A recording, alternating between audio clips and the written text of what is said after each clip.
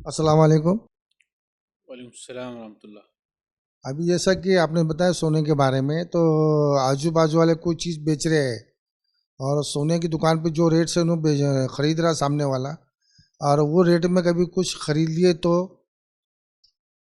चल सकता है क्या?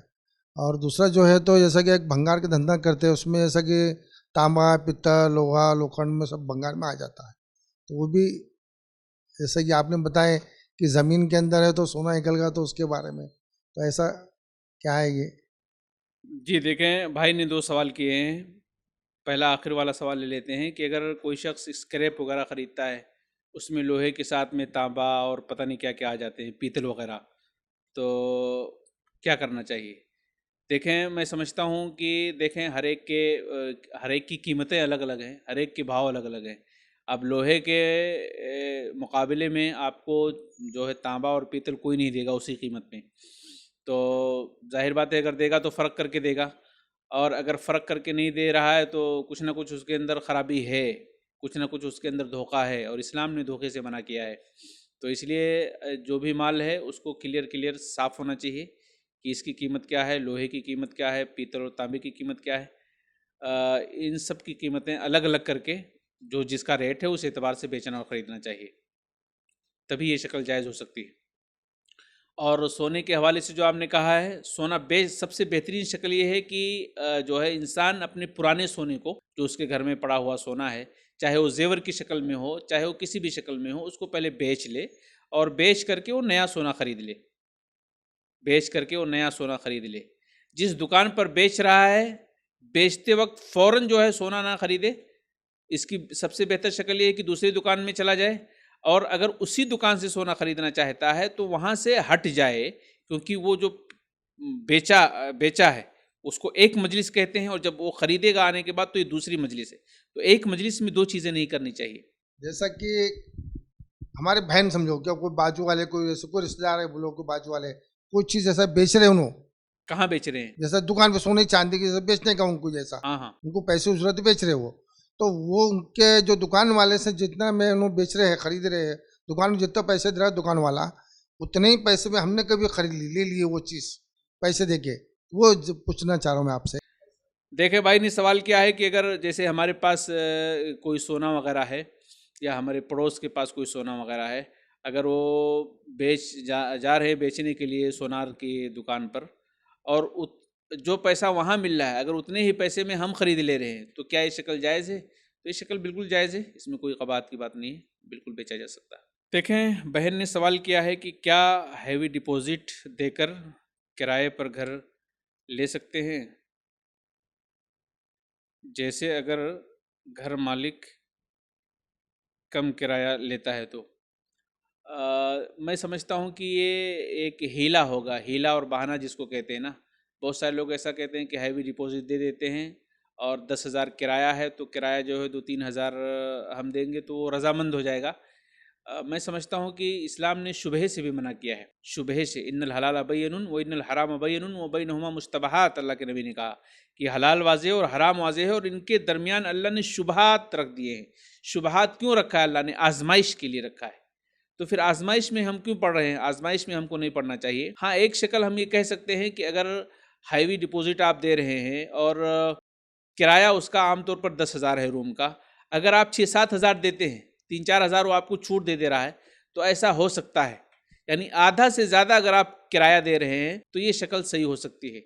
वरना आधा किराया दें या आधा से कम दें, तो मैं समझता हूँ एक सिर्फ हीला और बहाना है, और ऐसे हीले बहाने से बचना चाहिए। अस्सलाम वालेकुम।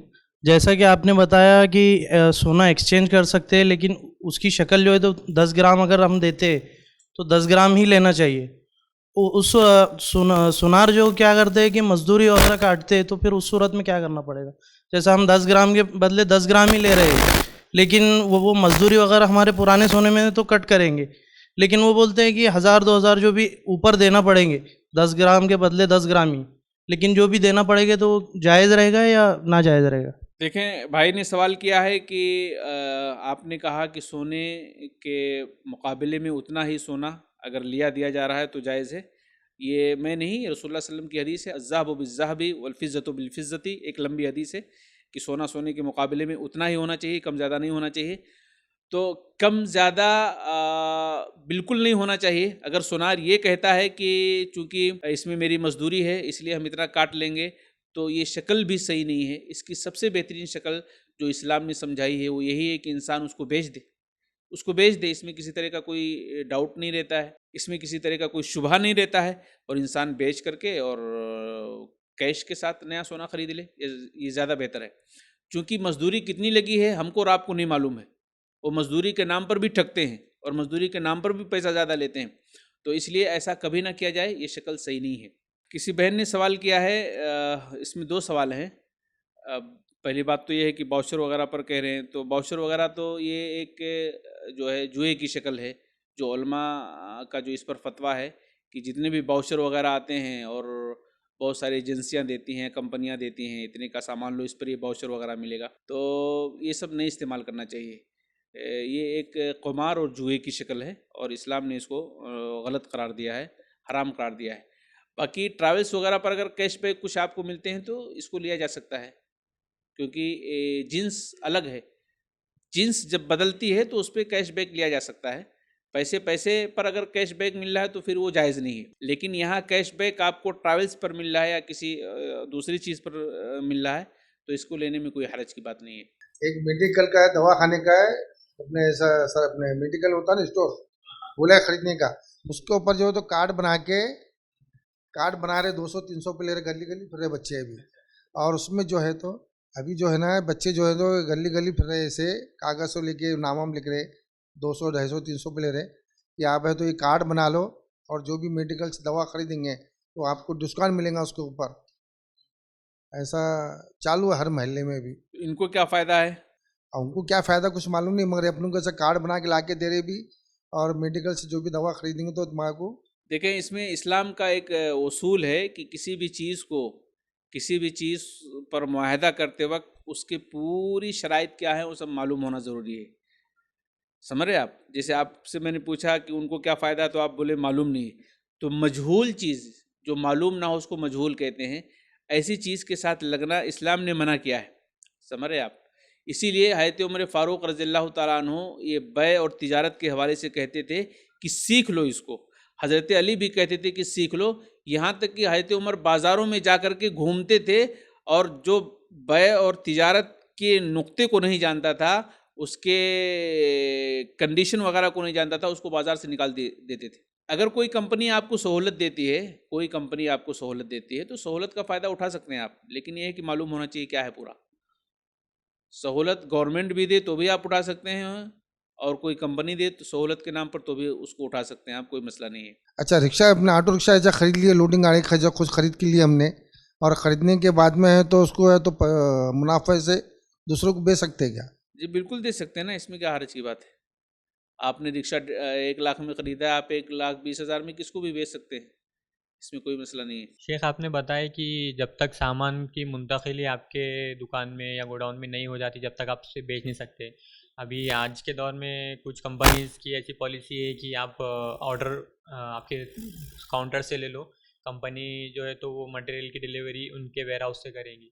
तो क्या इस सूरत में हम ये चीज़ कर सकते हैं या फिर कुछ ऐसे भी लोग हैं जो बता रहे हैं कि सिर्फ आप ऑर्डर ले लो, डिलीवरी हम देंगे, तो वो चीज़ कर सकते हैं क्या? देखें, मैंने शुरू में कहा, शायद आप शुरू में थे नहीं, कि किसी भी सामान को बेचने और ख़रीदने के लिए मिल्कियत ज़रूरी है। जब तक आप उस सामान के मालिक नहीं बनेंगे और मालिक बन करके आप पूरी तरह से कब्ज़े में नहीं ले लेते हैं, आप उसको इधर उधर नहीं कर सकते हैं। अब बहुत सारे देखें, नेट के ज़रिए से लोग बस खाली नेट पर बटन दबा करके बहुत सारी चीज़ें ख़रीदते और बेचते हैं। उनको पता भी नहीं कि वो माल क्या है क्या नहीं है, कहाँ से आया है कहाँ से नहीं है, खाली बटन दबाए और सब सारा काम करते हैं। तो ये सारी शक्लें सही नहीं हैं, ऐसी सारी भी शक्लें सही नहीं हैं। शेख, अगर हम कोई कंपनी में काम कर रहे हैं और वो हमें मेडिकल इंश्योरेंस करवा के दे रही है, तो उसका हम फ़ायदा उठा सकते हैं, नहीं उठा सकते? और मेरा दूसरा सवाल है कि आजकल देखिए महंगाई काफ़ी बढ़ गई है, मेडिकल में दवाखाने में बहुत पैसे जा रहे हैं, तो नए नए स्कीम आते हैं मेडिकल इंश्योरेंस के, तो करवाना कैसा है? देखिए, भाई ने मेडिकल इंश्योरेंस के हवाले से 1-2 सवाल किए हैं। मैं ये कहूँगा कि इस पे हमको अल्लाह पर भरोसा करना चाहिए। जिस माहौल और जिस समाज में हम जीते हैं तो हम तो कभी सोचते भी नहीं हैं, हालांकि हम भी जीते हैं, आप लोगों के साथ ही में रहते हैं, हमको कोई मसला नहीं होता क्योंकि हमारा जहन उस तरफ जाता ही नहीं कभी। तो बहरहाल ये तवक्कुल के ख़िलाफ़ है, अल्लाह पर भरोसा के ख़िलाफ़ है, समझ रहे हैं आप। एक बात, दूसरी बात ये है कि कोई ऐसी कंपनी जहाँ पर ये ज़रूरी है, मेडिकल इंश्योरेंस कराना जहाँ ज़रूरी है और उसमें आपका बस नहीं चलता है, वहाँ उलमा ने कहा है कि कराने में कोई हर्ज की बात नहीं है। लेकिन जहाँ आपका बस चलता है, आप उससे निकल सकते हैं, तो आपको निकलना चाहिए, क्योंकि ये सूद की शक्लों में से एक शक्ल है। और फिर सबसे बड़ा मसला ये है कि अल्लाह पर जो भरोसा, वो भले आप ज़ुबान से ना कहें, लेकिन आप अपने अमल से एक तरह से साबित कर रहे हैं कि हम अल्लाह पर भरोसा नहीं कर रहे हैं। सिर्फ इतनी हद तक इजाज़त है कि अगर कोई कंपनी आपको मजबूर कर रही है कि आपको हमारी कंपनी में काम करना है तो मेडिकल इंश्योरेंस कराना ही पड़ेगा और आप मजबूर है रोज़ी कमाने के लिए, तो इस तरह से किया जा सकता है, उलमा ने इसकी इजाज़त दी है, अदर नहीं कर सकते।